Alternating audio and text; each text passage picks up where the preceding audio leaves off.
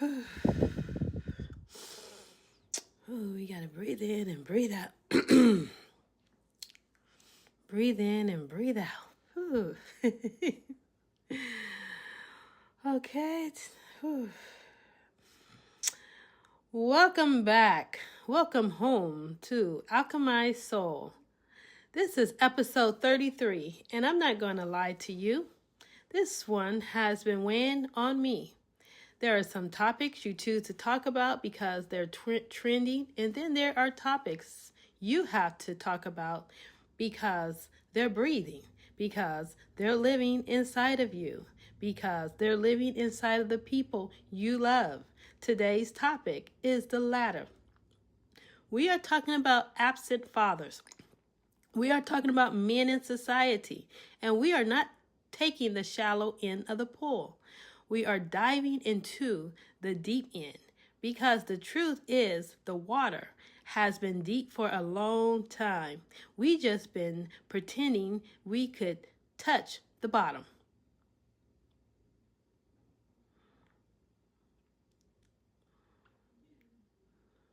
Okay, so let me paint a picture for you. According to the data, and I don't usually start with statistics because I'm more of a feeling person. But according to the data, over 18 million children in the United States live without a father in the home. That's 1 in 4.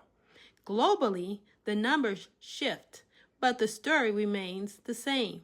Millions of children are growing up in homes where the father is either physically absent or emotionally absent. And sometimes emotional absence hurts worse because you can be in the same house and still be a ghost. But here's what I want us to understand today. This is not about pointing fingers at men. This is not a blame game. This is an autopsy. And if you ever been in a room where they're trying to figure out what killed the patient, you know that an autopsy isn't personal. It's necessary. We have to look at the body of our society and ask, what happened to the fathers?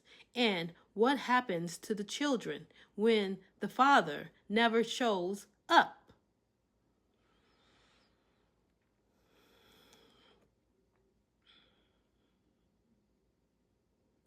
So I want to talk about the void.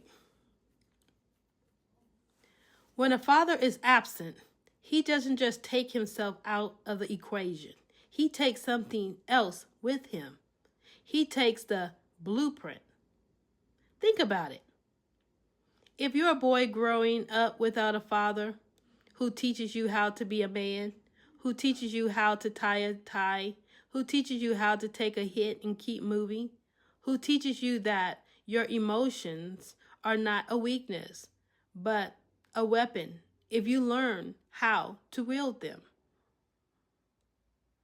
And if you're a girl growing up without a father who teaches you what a man should look like, who sets the standard for how you should be treated? Because here's the painful truth, and I need you to sit with this. A daughter's first love is her father. And if that first love is absent, she spends the rest of her life looking for him in men who will never be him. The void is real, and we've been trying to fill it with money, with status, with relationships, with drugs, with work. But voids don't get filled with things. Voids get filled with presence.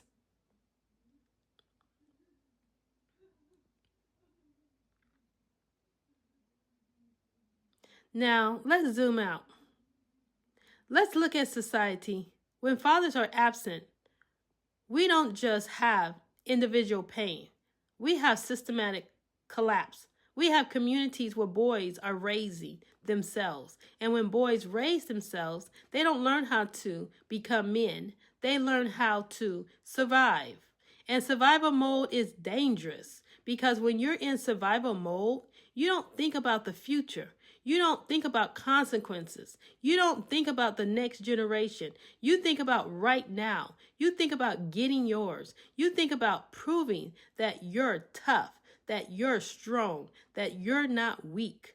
And this is where we get the hyper masculinity. This is where we get the violence. This is where we get the inability to communicate, because nobody was here to say, son, it's okay to cry. Son, it's okay to be scared. Son, let me show you how to process that. We have a society full of men who are walking around with unprocessed pain. And unprocessed pain doesn't disappear. It leaks. It leaks into relationship. It leaks into parenting. It leaks into the streets.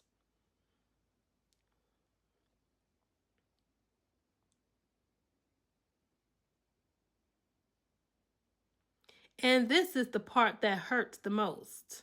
We tend to become what we didn't have, or we overcorrect and become the opposite. There are men who grew up without fathers who say, I will never be like him, and they fight. They fight so hard to be present. But here's the thing. Presence isn't just about being in the room. Presence is about being emotionally available. And how do we teach emotionally availability if you never learned it? So you have these men, these good men, these men who are trying their hardest, but they're parenting out of an empty cup. They're giving what they never got. And eventually that well runs dry and they retreat. Not because they're bad men, but because they're wounded men trying to parent without a blueprint. And the cycle continues. Unless we stop, unless we look at the wound, unless we call it what it is, unless we sit in the discomfort of saying, I am hurt, I am angry, I am lost, and I need help.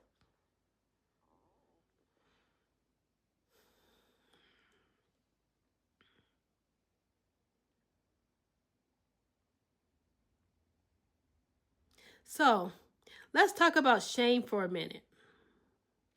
Men are not raised to ask for help. We're raised to fix things. If something's broken, you'll fix it. If you're sad, you'll fix it. If you're struggling, you'll fix it. But what happens when the thing that's broken is you? What happens when the fix requires vulnerability? Shame tells men you should have figured this out by now. Shame tells men don't let them see you sweat. Shame tells men if you weren't good enough for your father to stay, why would anyone else stay? And this is the poison. This is the lie. Because the absence of a father was never about the child's worth. The absence of a father is always about the father's wound. Always a man who leaves doesn't leave because the child wasn't enough. He leaves because he wasn't enough. He leaves because he doesn't know how to stay. He leaves because nobody taught him how to be still. But shame doesn't tell you that. Shame tells you that it's your fault.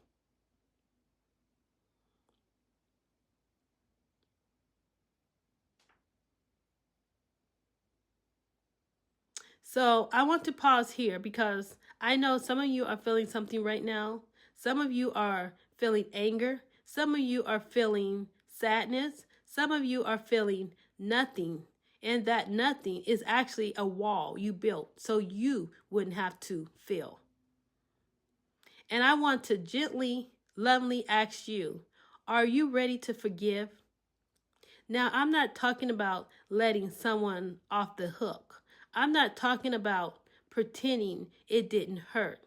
I'm not talking about calling up a father who was never there and acting like everything is fine. I'm talking about forgiving for you. Forgiveness is not for the dead. It's not for the absent. It's not for the living. It's for you. Because as long as you carry that anger, that resentment, that why wasn't I good enough, you are still chained to them. you are still waiting for them to come back and fix it, and they may never come. Forgiveness is you taking the key and unlocking your own cell.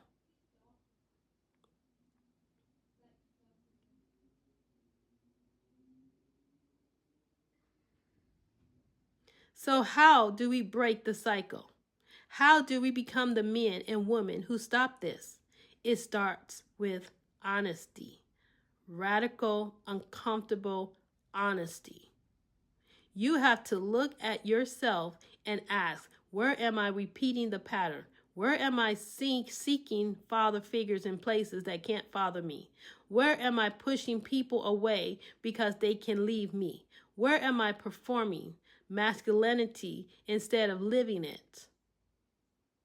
And then you have to seek healing, not alone. You cannot heal in isolation. Wounds need light. They need air. They need someone to say, I see you. I hear you. You're not crazy. You're not broken. You're wounded. And wounds can heal. Whether that's therapy, whether that's a mentor, whether that's a support group, whether that's a spiritual practice, you have to find a place where you can put down the armor. Because here's the truth. The world doesn't need more hard men. The world needs more whole men.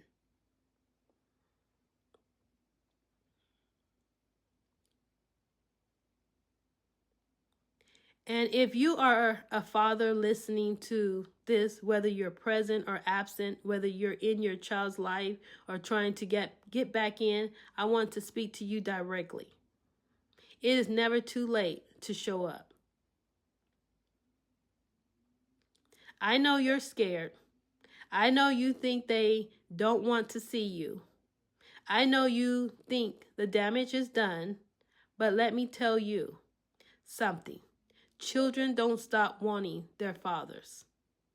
They stop asking. Those are two different things. They stop asking because it hurts too much to keep asking. But the wanting never stops. So if you're on the outside looking in, make the call, send the message, show up to the game, sit in the parking lot if you have to. Prove that you're different. Prove that you're not the man who left. Prove that you're the man who came back. And if you can't get back in, if the door is truly closed, then be a father to someone else. Be the mentor, be the coach, be the uncle, be the man who shows up for the boys in your neighborhood who don't have anyone. Because fatherhood is not just blood. Fatherhood is presence.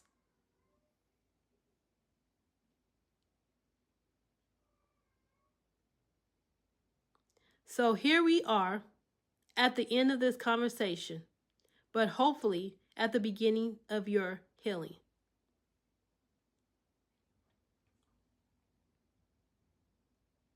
The goal of this podcast, Alchemize Soul, is to take the heavy and turn it into gold. And today we took on some heavy weight. We looked at the absent father. We looked at the wounded man. We looked at the society that's been shaped by this void. But now we transform. You take this awareness, you take this pain, and you let it fuel you. Not into bitterness, not into anger, but into becoming the person you needed when you were younger. You become the father that you never had, even if it's just to yourself. You become the mentor you needed. You become the cycle breaker. Because the absent doesn't have to be the end of the story. It can be the beginning. It can be the reason you show up differently. It can be the reason your children never have to ask, where was my father? That is alchemy. That is turning lead into gold. Thank you for being here. Thank you for doing the work. This is Alchemize Soul, episode 33.